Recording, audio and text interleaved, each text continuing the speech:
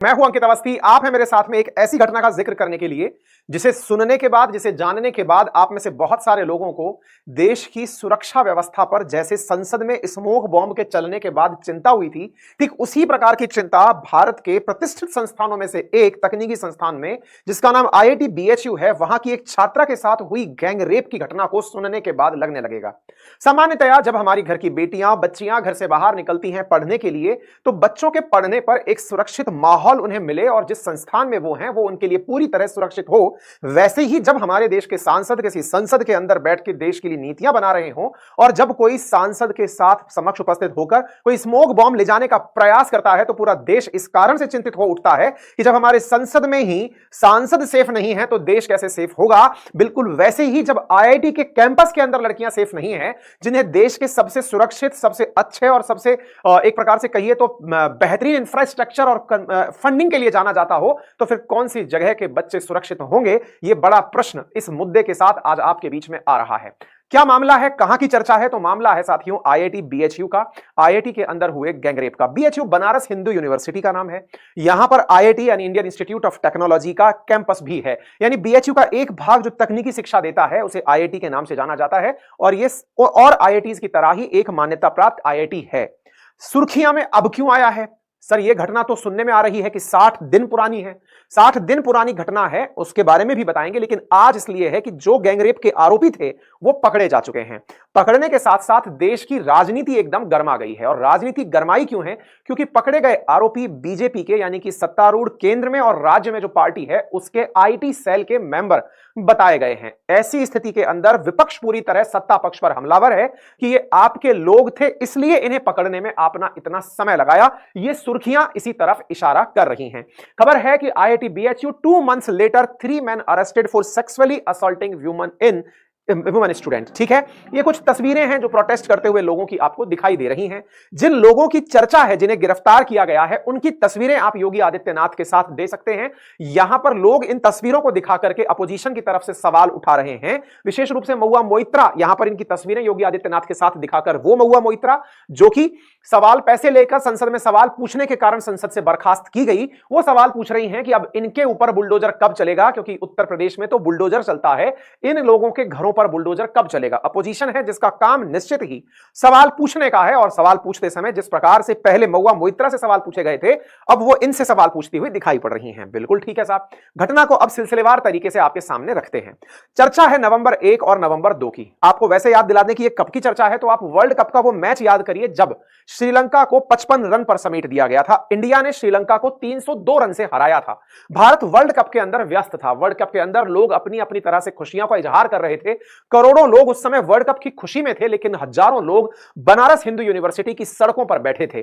और वो लोग बैठे थे अपनी ही एक साथी छात्रा के साथ हुई बेहद शर्मिंदगीपूर्ण और दरिंदगी के लिए न्याय मांगने के लिए।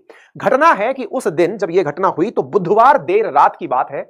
आईआईटी बीएचयू के कैंपस में तीन युवक जो कि दोस्त बताए गए थे, और वो तीन युवक एक दोस्त के साथ जा रही लड़की के सामने आते हैं, गन पॉइंट पर उसे रोकते हैं। उसके जो लड़का जिस लड़की को रोका गया, वो लड़की किसी लड़के के साथ कॉलेज के अंदर चल रही थी, उसको लड़के से अलग करते हैं, जबरन उसे चूमने लगते हैं, उसके कपड़े उतरवाते हैं और उसका वीडियो बनाते हैं। घटना के बाद हजारों स्टूडेंट सड़क पर उतर आते हैं, क्योंकि जब यह चर्चा समझ में आती है कि एक महिला को, एक बच्ची को, एक छात्रा को जो कि कैंपस में देर रात आईआईटी के अंदर जा रही थी, तीन अज्ञात युवक आते हैं, गन पॉइंट पर उसके साथ बदसलूकी करते हैं और गैंग रेप की भी, चूंकि अब चार्ज यहां पर गैंग रेप का लग चुका है, इसलिए गैंग रेप का भी चार्ज इस पर जोड़ दिया गया है। ऐसी स्थिति में उसका अश्लील वीडियो बनाते हैं। और यह बात जब कैंपस में छात्रों को पता चलती है तो बच्चे निकलकर बाहर प्रोटेस्ट करने आ जाते हैं कि कैंपस के अंदर इस प्रकार की घटनाएं हो रही हैं, यह बेहद शर्मिंदगीपूर्ण है। ठीक है, आईआईटी बीएचयू के कैंपस में करमन बाबा मंदिर है, जहां से 300 मीटर दूर एग्रीकल्चर फार्म के पास रात करीब 1:30 बजे की यह घटना बताई गई। जैसे ही यह घटना पता चली, लगभग 2500 छात्र बाहर निकलते हैं और विरोध करने के लिए सड़कों पर आते हैं।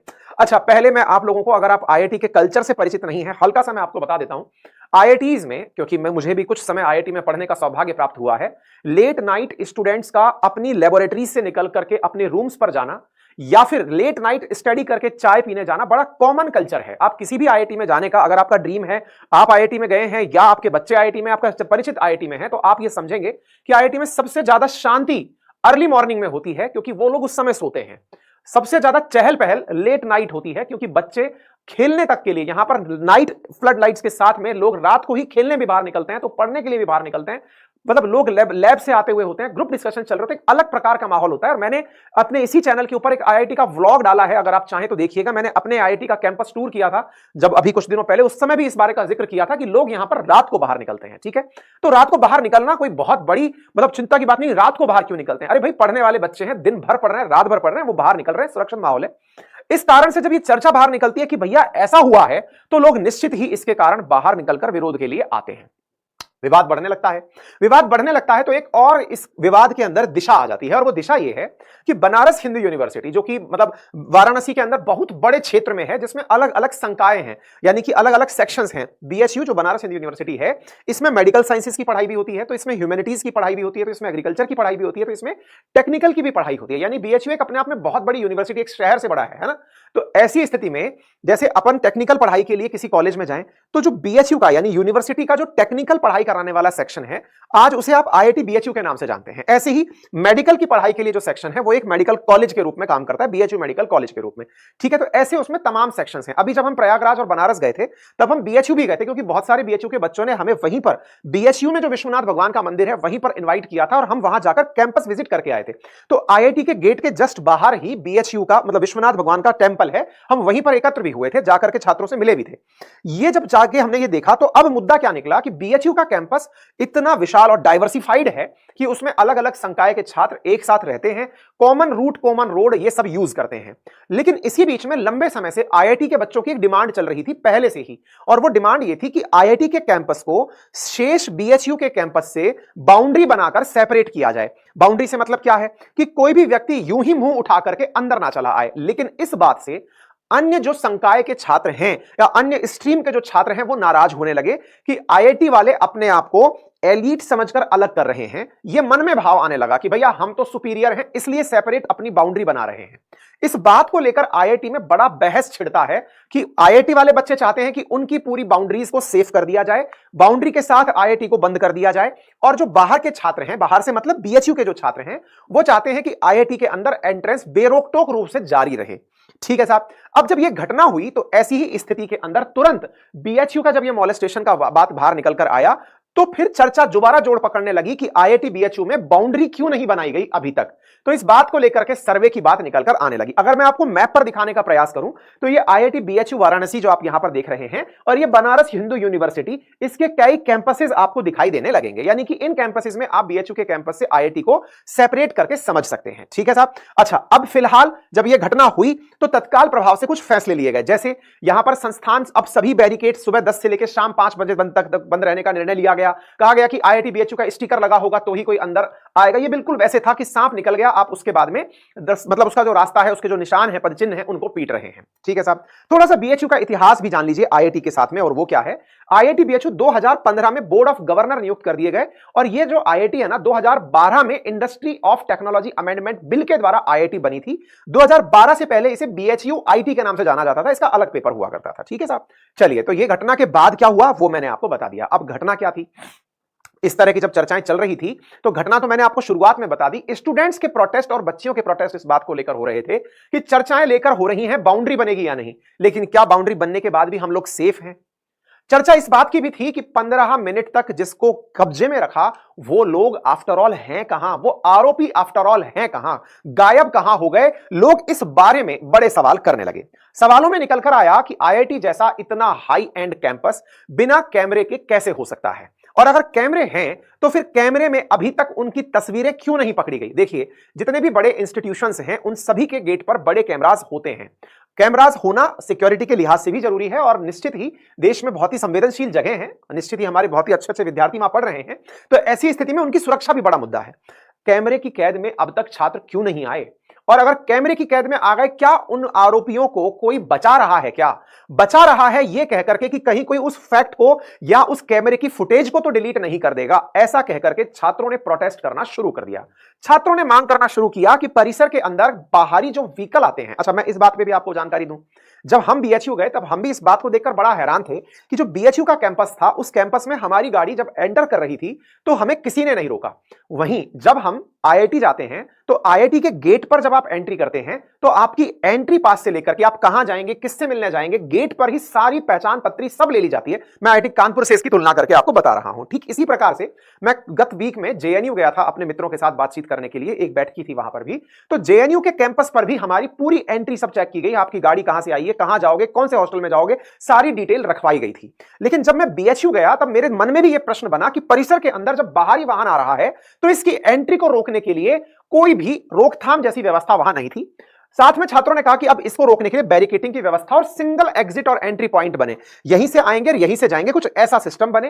पूरे कैंपस को सीसीटीवी से कवर किया जाए, हिंसक अपराधियों पर कॉलेज द्वारा कानूनी कार्रवाई को बढ़ावा दिया जाए, कैंपस को क्लोज सर्किट कैमरास से कवर किया जाए, साथ ही साथ घटनाओं पर तत्काल जमीनी और कानूनी कार्रवाई की जाए।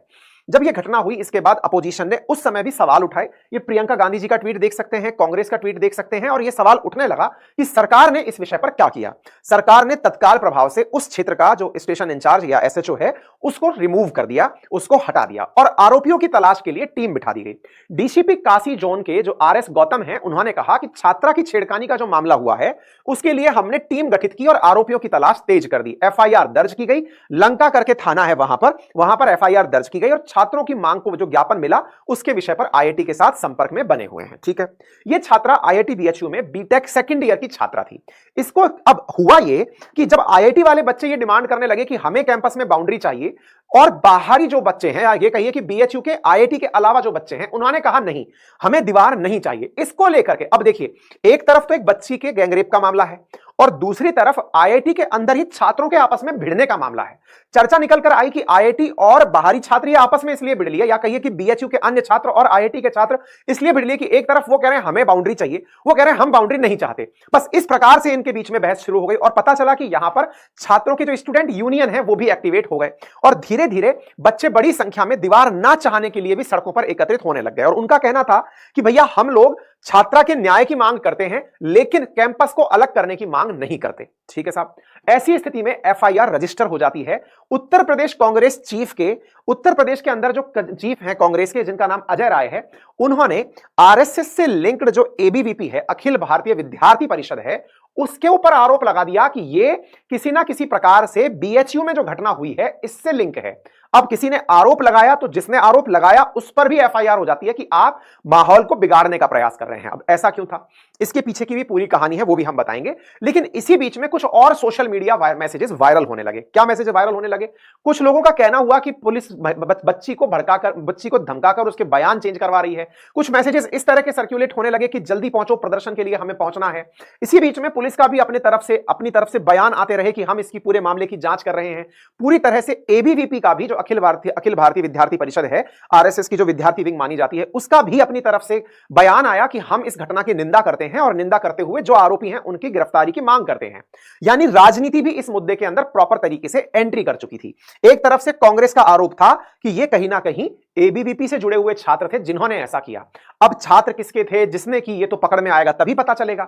घटना के 7 दिन बाद तक भी जब कुछ नहीं हुआ तो विद्यार्थी बड़े निराश रहकर दिखाई रहने लगे और एक तरह से यह माहौल ऐसा लगने लगा कि शायद अब ठंडे बस्ते में जाकर गिर गया है। लेकिन अचानक जब यह घटना बाहर आई, क्या घटना बाहर आई कि उन लोगों को गिरफ्तार कर लिया गया। क्या घटना निकल कर आई?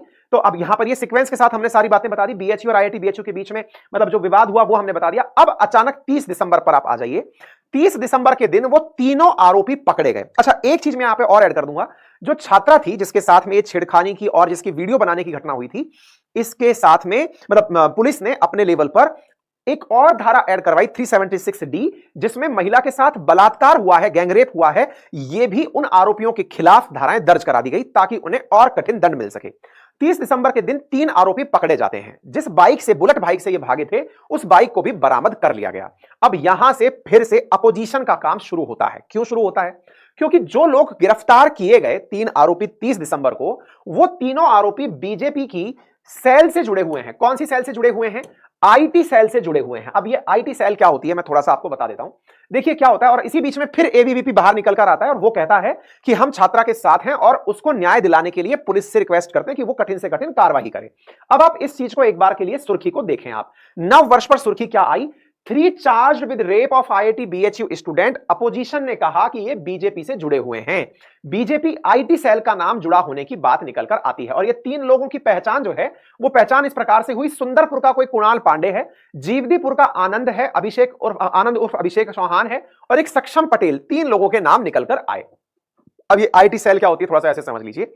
आजकल आप में से बहुत सारे लोगों ने इलेक्शंस में कांग्रेस का, बीजेपी का, समाजवादी पार्टी का, आम आदमी पार्टी का चुनाव प्रचार सोशल मीडिया पर होते हुए देखा होगा। आप कहेंगे सर सोशल मीडिया पर मतलब? सोशल मीडिया पर मतलब सरकार की उपलब्धियों को गिनाने के लिए कोई ना कोई मैसेज आपके पास आता होगा। ये तो ऑफिशियल तरीके से आता है। समटाइम्स कुछ अनऑफिशियल तरीके से भी विज्ञापन आते हैं। वो कैसे आते हैं? आप लोग देखते होंगे कि आपके पास व्हाट्सएप पर बहुत ही ज्ञानवर्धक नॉलेज आता है। ज्ञानवर्धक नॉलेज कैसे आता है कि देखिए प्रधानमंत्री जी ने इतने समय में यह सब कर दिया है, प्रधानमंत्री जी महान है, दुनिया के अंदर टॉप नेता के रूप में इनको चुना गया है। इस प्रकार से आपने मैसेज पढ़ा, आप एकदम खुश हो गए कि वाह क्या बात है। यह मैसेज भेजने के पीछे भी जो टीम जिम्मेदार होती है ना, वो भी आईटी सेल होती है। लेकिन वो अननोन नंबर से आपके मोबाइल पर इतने सारे मैसेजेस फॉरवर्ड कर देती है कि बस अब आप ही लोग उनको आगे की तरफ फॉरवर्ड करने निकल पड़ते हैं। अच्छा, केवल ये बीजेपी में होता है क्या? हर पार्टी के अंदर यही हाल है। ऐसे ही कांग्रेस में आप क्या देखते हैं कि राहुल गांधी जी खेत में जाते हैं, धान का फसल रोपते हैं और तस्वीरें मीडिया पर वायरल हो जाती हैं। राहुल गांधी जी आते हैं, ट्रक के ड्राइवर के साथ बैठते हैं, सोशल मीडिया पर फोटो वायरल हो जाती हैं। यार आप और हम हर दिन घर से बाहर निकलते हैं, हमारी तो कोई फोटो बाहर नहीं आती यार। आप और हम तो खूब चाहते हैं कि हम भी नेशनल मीडिया की सुर्खी बन जाएं। ऐसा क्यों नहीं होता भाई? क्योंकि इसके पीछे एक प्रॉपर तरीके की मशीनरी लगी होती है और हजारों की संख्या में भीड़ लगी होती है। अकेले मध्य प्रदेश में एक बयान दिखाएंगे आपको हम, मध्य प्रदेश का मसला आएगा इसमें, जिसमें मध्य प्रदेश का आईटी सेल का जो हेड है वो खुद कह रहा है कि 10,000 कर्मचारी तो उसके साथ काम कर रहे हैं। अब आप इससे अंदाजा लगाइए कि कितनी बड़ी टीम होती है। इससे आप सोचकर देखिए हैं। यानी कि कोई भी चीज आप ये कर रहे हैं, तुरंत फटाखट बस वायरल हो जा रही है, रील बन जा रही है, डल जा रही है। भाई मैं तो तलाशते हुए रह जाता हूं कि मुझे कोई एडिटर मिल जाए मेरे काम के लिए, ताकि मेरे वीडियोस एडिट करने के लिए आ जाए। आप सोचकर देखिए कि सोशल मीडिया पर राजनीतिक पार्टियों के वीडियो, पीछे की तरफ ऑडियो सॉन्ग लग रहे हैं, गाने बज रहे हैं, धरती का वीर पुरुष नेता को दर्शाया जा रहा है। फिर कोई सा भी नेता हो, चाहे केजरीवाल जी हो, चाहे मोदी जी हो, चाहे राहुल गांधी जी हो, भाई इन सबको करने में दिमाग तो लगेगा ना। मशीनें अचानक थोड़ी कर देंगी और किसी को जब तक कोई लाभ नहीं होगा वो कुछ नहीं करेगा। तो आईटी सेल सोशल मीडिया पर समझिए कि समर्थकों की एक बड़ी फौज है जिसको तनख्वाह भी मिलती है। आप इस तरह से समझकर चलिए, तो ये बड़ी चीज होती है। आप कई बार क्या देखते हैं ना, किसी को ट्रोल कराया जा रहा है, आपको खुद को ही नहीं पता यार ट्रोल कैसे कराते हैं। आप में से अधिकांश लोग तो ये नहीं जानते कि ट्विटर पर मैं किस नाम से हूं, या फिर अधिकांश लोग तो ये नहीं जानते कि ट्वीट को ट्रोल कैसे कराया जाता है, ट्रेंड कैसे कराया जाता है। तो ये ट्रेंड एक संगठित टीम होती है जो कराती है कि हाँ भाई ये खिलाफ मुद्दा उठाना है तो लोग कर दो ट्वीट, खट से ट्विटर ट्रेंड पे आ गया, लोग चर्चा करने लग गए। ठीक है ना? तो ये बड़ा ही संगठित कार्य है जो होता है। तो ये 3 जो लोग थे ये बीजेपी आईटी सेल से जुड़े हुए पाए गए। ये हैं वो 3 आरोपी। कुणाल पांडे जो कि बीजेपी आईटी सेल वाराणसी महानगर का संयोजक बताया गया है। सक्षम पटेल वाराणसी महानगर का सह संयोजक बताया गया है। आनंद उर्फ अभिषेक चौहान बीजेपी आईटी सेल इसका कार्य समिति का सदस्य बताया गया। 3 आरोपी निकलकर ये 3 लोग 60 दिन बाद आए। अब बड़ा सवाल बना, सर ये 60 दिन तक थे कहां? भाई साहब सुनने में आया कि ये महाराज बीएचयू के अंदर कांड करके गायब हो लिए। और कहां गायब हुए? मध्य प्रदेश में। मध्य प्रदेश में क्यों? क्योंकि वहां इलेक्शन थे इसलिए वहां गए। अब यहां पर यह बड़ा प्रश्न बनता है कि बीजेपी भी तो चुनाव लड़ रही थी एमपी के अंदर, एमपी में भी लड़ रही थी, राजस्थान में भी लड़ रही थी, छत्तीसगढ़ में भी लड़ रही थी। तो ये लोग क्या बीजेपी का चुनाव प्रचार करने के लिए वहां पहुंचे थे? अब ये बात तो वहीं के लोग बताएंगे। तो देखिए भारतीय जनता पार्टी के जो पत्र है उस पर आप इन तीनों के नाम यहां पर देख सकते हैं। साथ ही साथ इनकी तस्वीरें प्रधानमंत्री के साथ, इन लोगों की तस्वीरें आपको दिखाई पड़ रही हैं, जेपी नड्डा जी के साथ, स्मृति ईरानी जी के साथ और योगी आदित्यनाथ जी के साथ तस्वीरें दिखाई पड़ रही हैं। अब आपके दिमाग में बड़े प्रश्न बनने लगेंगे, यार इन बड़े बड़े नेताओं के साथ इनकी तस्वीरें हैं, इसका मतलब ये बहुत बड़े लोग हैं। भाई साहब ये समझिए, जैसे अब ये अमित मालवीय जी जो बीजेपी के जो हेड हैं उनके साथ, जो ये पुणेवाला जी के साथ, इन सब के साथ इनकी तस्वीरें आपको दिखाई दे रही हैं। कांग्रेस वाले इन तस्वीरों को लगाकर पूछ रहे हैं कि अच्छा आप लोग इनके साथ में रह करके इस तरह का काम करा रहे हैं, यानी मोदी जी की गारंटी इनके साथ जुड़ी हुई है। भाई साहब इस पर भी हम जवाब आपके साथ में ही पेश करेंगे, क्योंकि राजनीति है और राजनीति के अंदर एक भी मुद्दा छोड़ा नहीं जाता है। तो कांग्रेस के द्वारा यह प्रश्न पूछना बनता है। और कांग्रेस जब इस प्रश्न को पूछ रही है कि मोदी जी इस गारंटी का क्या कहेंगे आप, ये क्या है, आइए आगे बढ़ते हैं। फिलहाल न्यूज निकलकर आती है आज में ही कि बीजेपी ने इन तीनों नेताओं को अपनी पार्टी से निकाल दिया है। कुछ के दिमाग में तो एक बहुत बड़ा प्रश्न बन रहा होगा और वो ये होगा कि यार इतने छोटी छोटी उम्र के दिखने वाले ये लोग इतने बड़े नेताओं तक पहुंच कैसे गए? तो मैंने आपसे क्या कहा, आईटी सेल बहुत पावरफुल चीज होती है। कल को किसी व्यक्ति को बदनाम करना हो, किसी के पीछे टीम खड़ी करनी हो, किसी को हीरो बनाना हो, तो बड़ी सेल आईटी सेल चलती है। आप में से बहुत सारे लोग देखते हैं ना, आजकल कोचिंग वाले भी इस प्रकार की सेल चलाने लगे हैं। अपने पीछे हजारों लोगों के छोटे छोटे शॉर्ट वीडियो, कई डीपी पर कई टीचरों के शॉर्ट वीडियो चल रहे हैं। और ये सब क्या है? ये पीछे लगी हुई आईटी सेल है। कभी और समझदार होइएगा तो समझिएगा, ठीक है। फिलहाल के लिए मुद्दा यह है कि ये तीनों लोग इतने ज्यादा संपर्क में बड़े नेताओं के साथ क्यों थे? भाई ऑब्वियस सी बात है, जब पार्टी के लिए इतना माहौल बनाने का काम कर रहे हैं तो पार्टी फोटो तो खिंचवाएगी। फोटो खिंचवा दी साहब इनके साथ में। लेकिन जब यह बात होती है तो कांग्रेस इस विषय के ऊपर बाहर आ जाती है कि आपसे कनेक्टेड लोग थे जो इस काम के लिए जिम्मेदार थे। कांग्रेस अपनी तरफ से प्रदर्शन करना शुरू कर दी। और देखिए, अपोजिशन की जिम्मेदारी है कि सरकार से सवाल पूछे और सरकार को जवाबदेह बनाए, अकाउंटेबल बनाए, जो कि आप इन तस्वीरों के माध्यम से होता हुआ देख भी रहे हैं, ठीक है साहब। अच्छा, अब यह घटना हो गई, फाइनली इन लोगों को गिरफ्तार कर लिया गया। 60 दिन बाद जब जानकारी निकल कर आई कि ये तीनों लोग दुष्कर्म के बाद में मध्य प्रदेश चुनाव के प्रचार करने के लिए पहुंच गए थे। पहले इस घटना से पहले इन्होंने बकायदा शराब पी थी, फिर बीएचयू के कैंपस पहुंचे थे और कैंपस पहुंच करके इन्होंने इस घटना को अंजाम दिया था। और फिर उसके बाद में, यानी कि बीएचयू कैंपस, बीएचयू से नकतैयार, इस प्रकार से ये बनारस का कैलेंडर है जहां पर ये मतलब मैप है जहां पर ये पूरी तरह से घूमे थे। लोग ये कह रहे हैं कि ये एमपी में जाकर के भी बीजेपी का माहौल बनाने के लिए पहुंचे थे। इनकी कुछ तस्वीरें भी सोशल मीडिया पर दिखाई पड़ रही हैं। लेकिन जब इसी बात को बीजेपी आईटी सेल के प्रमुख जो एमपी के हैं उनसे पूछा गया, अभिषेक शर्मा से, कि भाई साहब ये यहां आए थे क्या? तो उन्होंने कहा कि मेरी खुद की टीम में 10,000 लोग हैं, 10,000 लोग हैं ऑफिशियली।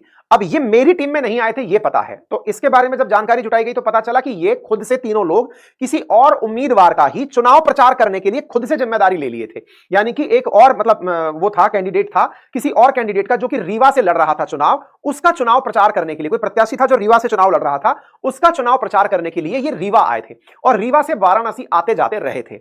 इसी बीच में पुलिस ने इस मामले के अंदर, क्योंकि जिसको ढूंढ रहे हैं वो वाराणसी से फरार होकर मध्य प्रदेश चला गया है, ये पुलिस ने भी नहीं सोचा होगा, और सोचा भी होगा तो या फिर ये चेक कर रही होगी कि ये यही लोग हैं कि नहीं। तो पता चला कि पुलिस ने इनको गिरफ्तार करने से पहले 300 से ज्यादा सीसीटीवी कैमरे चेक किए, उनके माध्यम से ये पहचाना, क्योंकि देर रात की घटना थी, मोटरसाइकिल को चेक करना जिस पर 3 लोग बैठे हों, बुलेट हो, और बच्ची ने अपनी तरफ से पहचान ये दे दी थी कि एक लंबा आदमी है, मोटा आदमी है, एक पतला आदमी, एक छोटा आदमी है। इस प्रकार का कॉम्बिनेशन ढूंढने का प्रयास किया जा रहा था। पुलिस इस मामले को ठंडे बस्ते में डालती हुई दिखाई दी ताकि इन लोगों को यह लगने लगा कि अब मामला चला गया है। पुलिस ने बड़ा रणनीतिक तरीके से यह काम किया था, मामले को ठंडे बस्ते में डाला ताकि इन्हें यह विश्वास हो जाए कि अब मामला ठंडा हो गया है। ये लोग वाराणसी आ गए और पुलिस ने इन्हें तुरंत पकड़ लिया और जनता के सामने अब यह चीज निकल कर आ गई।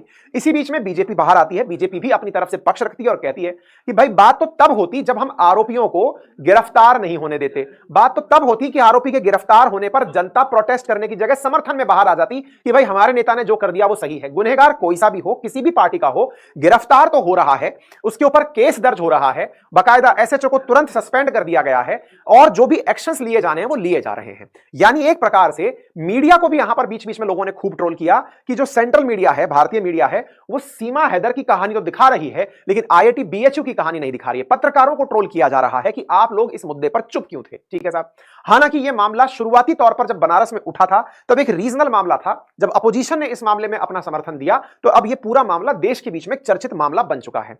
आरोपियों में से कोई पार्षद का दामाद है तो सब लोग अपने अपने उस पर हैं। अब एक बड़ा प्रश्न बनता है, बड़ा प्रश्न यह बनता है कि कौन सही और कौन गलत। बीजेपी से हैं तो क्या सही हो जाएंगे या गलत हो जाएंगे? अपोजिशन ने आरोप लगा दिया है तो क्या अपोजिशन सही हो जाएगा? इस पर अपन अपना वाला पॉइंट भी थोड़ा सा रख लेते हैं और अपना वाला पॉइंट क्या है वो भी समझ लेते हैं। देखिए, अक्सर आप लोगों ने एक सेशन में, हमेशा मैं अपने सेशन के अंत में एक लाइन बोलता हुआ सुनाई देता हूं, हो सकता है आपको याद हो, कि बड़ों का सम्मान करें, छोटों को प्यार दें और अपना व्यक्तित्व इस प्रकार से विकसित करें कि महिलाएं आपके साथ सुरक्षित और सम्मानित महसूस करें। साथियों, सही मायने में आज हमारे देश की ये बहुत बड़ी जरूरत है कि महिलाओं की सुरक्षा और उन्हें हमारे साथ में सम्मानित महसूस कराना एक बड़ा चैलेंज बन चुका है। और बड़ा चैलेंज बन चुका है, ऐसी स्थिति में सरकार का और पुलिस का बहुत शक्तिपूर्वक तरीके से, सख्ती के साथ में जो आरोपी हैं, जिन्होंने इस प्रकार के जो गुनहगार हैं, उनके साथ पेश आना भी अनिवार्य है। निश्चित ही इन पर कड़ी कार्रवाई होनी चाहिए सत्तारूढ़ पार्टी पर। और देखिए, जो पावर में होता है उससे प्रश्न किए जाते हैं। पावर में चूंकि इस राज्य के अंदर बीजेपी है और बीजेपी से अगर ये जुड़े हुए लोग हैं और इन्होंने इस तरह का कोई कार्य किया है तो निश्चित ही जनता बीजेपी से ही सरकार से सवाल पूछेगी और कहेगी कि आप इन पर कोई ना कोई एक्शन लेकर एक ऐसा स्टैंडर्ड सेट करें कि लोगों को यह पता चले कि उस पार्टी से भी संबंध होने से अर्थ यह नहीं है कि उन्हें सुरक्षा की गारंटी मिल गई है। ठीक है ना? तो कहने का मतलब यह हुआ कि जब भी आप जवाबदेह होंगे, जनता जवाब आपसे मांगेगी। हालांकि यहां पर इन लोगों की गिरफ्तारी और इन्हें कड़ी सी कड़ी सजा मिलने पर ही यहां पर न्याय की स्थापना हो पाएगी। अच्छा, एक बात और यहां पर बनती है, और वो बात क्या है कि नेताओं के साथ इनकी तस्वीरों के बारे में क्या कहेंगे। देखिए, नेताओं के बारे में कहिए या हम जैसे छोटे मोटे जो टीचर्स हैं इनके बारे में बात कहिए। आज हमारे साथ, जैसे मैं अभी थोड़े दिन के लिए प्रयागराज और काशी जब गया, रिसेंटली जो कि गया था, तब वहां से जुड़ी हुई कुछ बातें थी और उसी से ये इंपॉर्टेंट अनाउंसमेंट की जड़ भी वही निकल कर आई थी, है ना। तो जब मैं वहां गया तो बहुत सारे बच्चे हमारे साथ तस्वीरें लेते हैं, क्योंकि वो देखते हैं कि जिन्हें हम कैमरे पर देख रहे हैं, जिन्हें हम रोज सुन रहे हैं, वो अगर हमारे साथ हमारे मोबाइल पर होंगे तो ये बहुत बड़ी बात होगी। ठीक है, तो आपके अंदर जब वो फैन मोमेंट होता है तो नेता को या फिर किसी भी अभिनेता को या किसी शिक्षक को या किसी सेलिब्रिटी को यह नहीं पता होता कि उसके साथ जो तस्वीर खिंचा रहा है वो कौन है। वो उस मोमेंट पर उसका प्रशंसक है, बस उस समय प्रशंसक है। सर ये आपका बहुत बड़ा प्रशंसक है। अब प्रशंसक होता है तो सामने वाला व्यक्ति भी उसके साथ में बहुत ही प्यार और आत्मीयता के साथ पेश आता है। मुझे नहीं मालूम कि मैंने कितने लोगों को तो अब तक ऑटोग्राफ दे दिया है जिन्हें मैं नहीं जानता। अब किसी के दिन किसी ऑटोग्राफ पर लिखा हुआ व्यक्ति कोई क्राइम में इन्वॉल्व हो जाए और पुलिस पूछे कि आप इसके साथ क्या कर रहे थे, तो ये फैन मूवमेंट है, उसके साथ में सवाल उठना बड़ा पॉइंट होता है। लेकिन फिर भी यहां पर एक प्रश्न बचता है और वो ये है कि जितने भी बड़े लोग हैं उनके साथ जवाबदेही भी, क्योंकि प्रशंसा या फिर पद हमेशा जवाबदेह बनाती है और जवाबदेह होते समय निश्चित ही हमारी सरकारों को इस विषय पर कोई सख्ती से कार्रवाई करनी चाहिए। बाकी इस विषय पर आपकी क्या राय है वो बात आप हमें कमेंट बॉक्स में भी लिख सकते हैं और ट्विटर के ऊपर भी, जहां पर मेरा अपना account Ankit Kumar Awasthi verified account है, वहां पर भी दे सकते हैं। और मैं इतनी देर से जब बनारस और काशी की बात कर रहा हूं, जब हम वहां गए थे उसी दिन की बात है कि उत्तर प्रदेश पुलिस की वैकेंसी निकली थी और उसी कारण से हमने उन विद्यार्थियों के लिए, क्योंकि एज बढ़ी थी यहां पर एग्जाम देने के लिए लोगों की, तो हमने आपके ही ध्यान में रखते हुए बहुत ही नॉमिनल कीमत पर हमारे एप्लीकेशन अपनी पाठशाला पर मात्र 499 के अंदर जो विद्यार्थी तैयारी में हैं और जो अभी नए तैयारी में जुड़े हैं उनके लिए बैच लॉन्च किया है। बेहतरीन बैच है, आप YouTube पर जाकर के उनकी क्लासेस देखें जो टीचर्स यहां क्लास ले रहे हैं, और ऐप पर भी मतलब फ्री क्लास YouTube पर चलाई गई हैं प्रैक्टिस के लिए, और एप्लीकेशन पर निरंतर फ्री MCQ चलाए गए हैं, आप उनका लाभ ले सकते हैं। ठीक है ना साहब, तो उम्मीद है कि आप इस विषय के साथ में अपनी संवेदनाएं जरूर जोड़ेंगे और एक ऐसे समाज की स्थापना की तरफ हम लोग अग्रसित होंगे जहां पर हमारे घर की बहन बेटियां जब भी बाहर निकलें तो सुरक्षित माहौल के अंदर जिएं। फिलहाल के लिए इतना ही, अपना ख्याल रखें, बहुत बहुत धन्यवाद।